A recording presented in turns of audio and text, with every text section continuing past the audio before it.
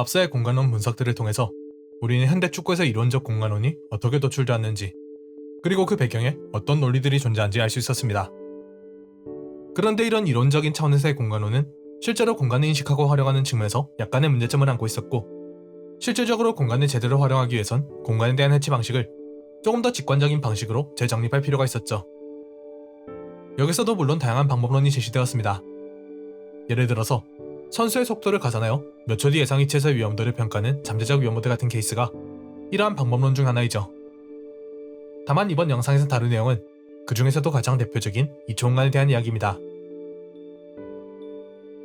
보로노이 다각형과 들론의 삼각분할은 분명 데이터 측면에서 유의미한 분석 자료를 우리에게 제공하였습니다. 경기의 상황을 2000평면에 도식화시켜 그 위에 두 기하학적 분석 도구를 활용하여 대응을 잇고 공간을 자르는 것으로 팀의 전술 접근 방식이 경기 국면마다 어떻게 변하는지 쉽게 확인할 수 있었죠. 이 두 도구를 통해 우리는 공간론의 궁극적 목표인 상대보다 더 많은 공간 차지에 대해서 축구장이라는 한정된 공간을 어떻게 해체하고 나눌지 그 방법을 결정할 수 있었습니다. 크리프즘이 관심을 가진 균형과 구조에 대한 논의 역시 그 시작은 필드에서 가능한 완전한 형태의 드론의 삼각분할을 유도하게 한 것이었죠. 그렇지만 이 두 도구에는 크게 두 가지 문제점이 있었습니다. 첫 번째 문제점은 기하학적 분석 도구들이 어디까지나 이론적인 차원에서 공간을 기계적인 방식으로 분할한 것이기에 실제 선수들의 경기를 경험하는 다양한 요소들을 제대로 반영하지 못한다는 오형 구성상의 문제점입니다. 두 번째 문제점은 가상의 다각형을 구성하고 동간격의 경기선을 설정하는 방식이 빠르게 흘러가는 경기 상황에서 직관성이 떨어진다는 것이었죠. 때문에 이론적 공간 분할 방식은 사후적 데이터 분석 측면에선 분명 이점이 있었지만 사전적인 대비 그리고 즉각적인 피드백이 이루어지지 않은 코칭 측면에선 유효한 분석도로 보기에 무리가 있었습니다. 그래서 감독들은 대안을 찾기 위해 그보다 더욱 직관적인 방식을 떠올리기 시작했죠. 선수가 2초 내에 도달할 수 있는 범위를 해당 선수의 커버 공간으로 형성한 것이었습니다. 여기서 2초란 선수가 볼을 받고 그것을 컨트롤하여 다시 방출하기까지 일련의 단계에서 소요되는 최소 단위 시간이었죠. 이 2초 공간의 경우 이론적 차원의 공간 분할과는 달리 선수 개개인의 속도나 컨디션 같은 다양한 요소들을 반영하여 각자의 특성에 맞게 설정한 범위를 각각 할당할 수 있다는 점에서 보다 실질적인 공간 분할이 가능해졌습니다.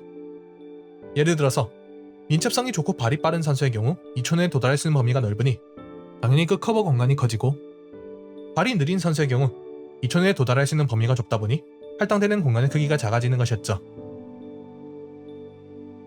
그리고 이것은 훨씬 직관적인 원의 형태로 선수의 커버 범위를 계산하는 방식이기에 경기 상황마다 가상의 공간 분할을 떠올려야 하는 선수들의 입장에서도 보로노이 다각형의 방식보다 훨씬 이해하기 쉬운 형태였습니다.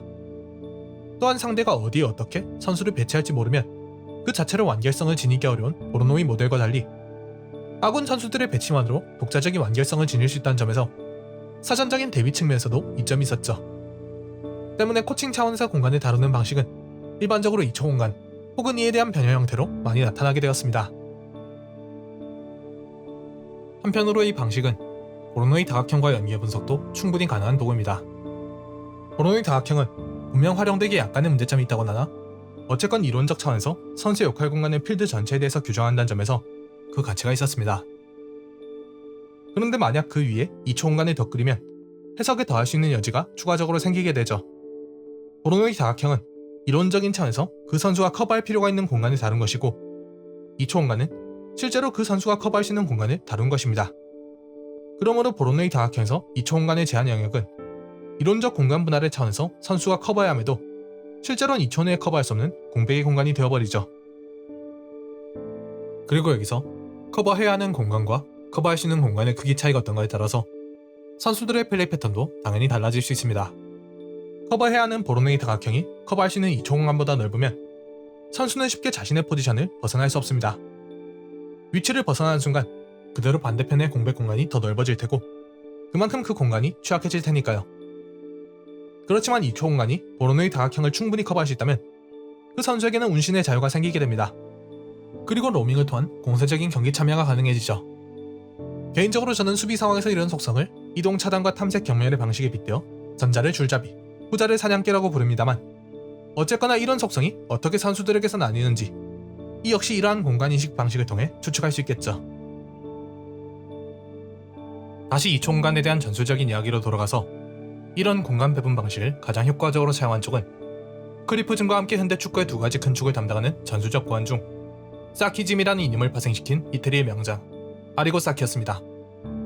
사키는 경기장을 가장 효율적으로 채우는 방법을 권하기 위해서 이 공간론을 활용했고 그 결과 나온 포메이션 구성이 4-4-2 형식이었죠. 휘하에 둔 유능한 선수들을 지도하며 사키가 실험했던 유명한 일에서 알 수 있듯 공간을 잘 메꾸고 체계를 유지하면 5명의 수비수를 가지고 10명의 당대 최고 선수들을 막아세우는 것도 무리가 아니었습니다. 그리고 그런 사키가 당시만 해도 리베로를 활용하는 백스리 구조가 일반적이었던 이태리의 전술적 환경 속에서 왜 4-4-2를 활용하게 되었나? 여기에 대한 대답이 바로 이 공간에 있습니다. 축구 선수들이 전력 질주를 할 때 일반적인 초당 이동 거리는 대략 8.75m입니다. 스타트와 가속 단계가 포함되어 있다는 것을 고려한다면 2초간 평균적으로 8m 정도를 이동하게 되겠죠.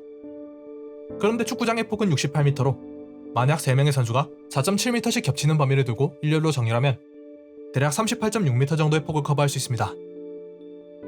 페널티 박스의 좌우 폭이 40.32m이기에 3명의 선수를 가지고 2초 내 도달 범위 내에서 커버할 수 있는 폭은 페널티 박스의 좌우 폭 정도에 그치는 것입니다.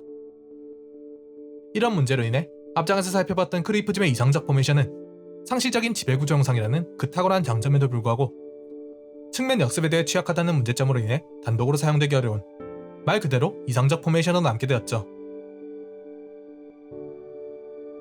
사키는 이런 문제점을 인식하고 있었고 그래서 3명의 라인에 1명의 선수를 더 추가하여 4명의 선수를 횡적으로 동일한 높이에 두는 현실적 선택을 취했습니다.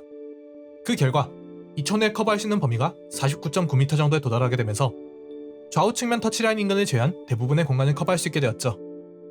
사키는 이것이 최적이라고 보았습니다. 공간의 중요도 측면에서 보았을 때 여기서 한 선수를 더 추가하여 중요도가 떨어지는 측면 후방에 대한 대비를 더 갖추느니 차라리 보다 중요한 중앙에 한 층을 더 쌓는 것이 낫다고 판단한 것이죠. 그리고 그 결과로 나타난 대응이 4-4-2 대응이었습니다. 경기장 폭을 가장 효율적으로 커버할 수 있는 4인의 횡대어를 2줄 쌓고 그 위에 남는 2명의 선수로 중앙 지역을 지키도록 만든 것이죠. 이런 사키의 고안은 여전히 현대 축구 전술에서 폭넓게 통용되고 있습니다. 세계 어느 팀을 가더라도 수비 대응은 일반적으로 사키의 4-4-2 2줄 수비 형태에서 상황에 따라 약간의 변형이 가미된 형태로 운영되고 있죠. 그리고 여기에 기초가 되는 것이 2초 동안 선수가 도달할 수 있는 범위를 따지는 2초 공간론임을 고려할 때 크루이프가 선택한 이상과 기하학 차원에서의 공간론이 가진 낭만주의적 성향과 사키가 선택한 현실과 실용 차원에서의 공간론이 가진 현실주의적 성향은 모두 현대 축구에 대해 폭넓게 영향을 미치고 있다고 볼 수 있을 것입니다. 자, 여기까지 공간론의 큰 틀에서의 첫 번째 파트가 끝이 났습니다. 피치의 한계를 기준으로 한 절대적 공간론에 대한 논의가 마무리된 것인데요. 우리는 다음 공간론 영상을 통하여 새로운 논의의 단계로 진입할 것입니다. 상대의 포지셔닝에 따른 상대적 공간과 채널에 대한 개념을 이해하면서 점차 공간론이 어떻게 현대 축구 전술의 개념적 발전을 이끌어왔는지 그리고 그것이 실용 차원에서 어떻게 활용되고 있는지 여기에 대해서 좀 더 나아간 차원의 상대적 공간론을 다룰 생각입니다. 물론 여전히 대전제는 변하지 않습니다. 공간을 더 잘 이해하고 더 잘 활용하며 더 많이 차지한 쪽이 경기에서 더 많이 승리한다는 것이죠.